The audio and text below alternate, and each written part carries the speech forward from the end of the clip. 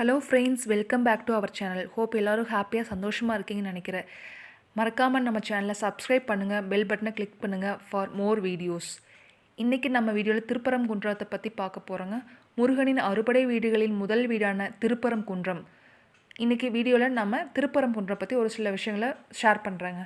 So இந்த வீடியோக்குள்ளே போகிறதுக்கு முன்னாடி திஸ் வீடியோ ஸ்பான்சர்ட் பை மோட்டே அப்படிங்கிற ஒரு மொபைல் ஆப்புங்க. நீங்கள் கூகுள் ப்ளே ஸ்டோரில் போய் இந்த மொபைல் ஆப்பை டவுன்லோட் பண்ணிக்கலாங்க. நமக்கு வீட்டுக்கு தேவையான அனைத்து ப்ராடக்ட்டுகளும் இந்த ஷாப்பிங் மூலமாக நம்ம ஆர்டர் பண்ணிக்கலாம்.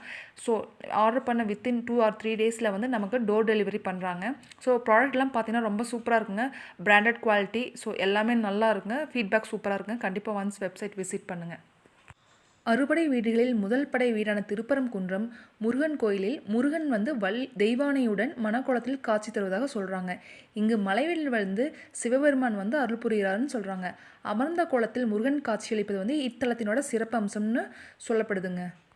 திருப்பரங்குன்றம் மதுரைக்கு தென்மேற்கில் வந்து சுமார் 8 கிலோமீட்டர் தொலைவில் அமைந்துள்ளதுங்க. இங்கு முருகன் வந்து தெய்வானை திருமணம் செய்து கொண்டு மணக்கோலத்தில் காட்சி தருவதாக சொல்லப்படுகிறது.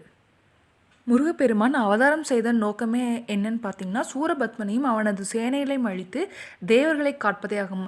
அவ்வாறே முருகப்பெருமான் அவதாரம் செய்து சூரபத்மனையும் அழித்து அவனை மயிலும் சேவலுமாக்கி மயிலை வாகனமாகவும் சேவலை கொடியாகவும் ஏற்றுக்கொண்டருளினார்.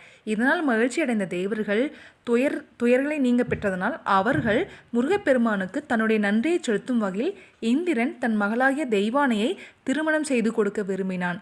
இதன்படி முருகன் தெய்வானையை திருமணம் இந்த திருப்பரங்குன்றத்தில் நடந்ததாக சொல்லப்படுகிறது.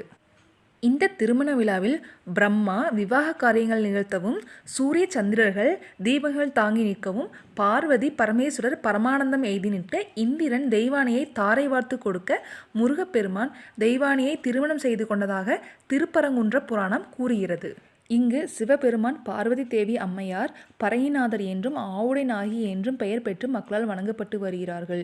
இவர்கள் காட்சியளித்த திருப்பரங்குன்றத்தில் மீனாட்சி சுந்தரேஸ்வரர் ஆலயம் இருக்கிறது. எனவே திருப்பரங்குன்றம் முருகப்பெருமான் ஆலயத்திற்கு செல்லும் பக்தர்கள் முதலில் மீனாட்சி சுந்தரேஸ்வரர் ஆலயத்திற்கு சென்று வழிபடுதல் நல்லது என்பது ஐதீகமாக கடைபிடிக்கப்படுகிறது. இத்தலத்தில் மூலவர் சுப்பிரமணிய சுவாமியின் இடதுபுறம் தெய்வானையும் வலதுபுறம் நாரதரும் அமைந்திருப்பதாக காட்சியளிக்கிறார்கள்.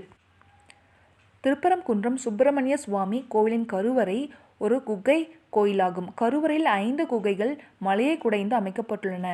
சுப்பிரமணிய சுவாமி சந்நிதி, துர்காதேவி சந்நிதி, கற்பக விநாயகர் சந்நிதி, சத்தியகிரீஸ்வரர் சந்நிதி, பவளக்கனிவாய் பெருமாள் சன்னதி ஆகிய 5 சன்னதிகள் இங்கு உள்ளது. திருமண தடையுள்ள பக்தர்கள் இங்கு வந்து மூலவரை வழிபடுவதால் அவர்களின் தடை நீங்கி திருமணம் இனிதே நடைபெறுவதாக நம்பப்படுகிறது. தேங்க்யூ ஃப்ரெண்ட்ஸ் வாட்சிங் அவர் வீடியோஸ்.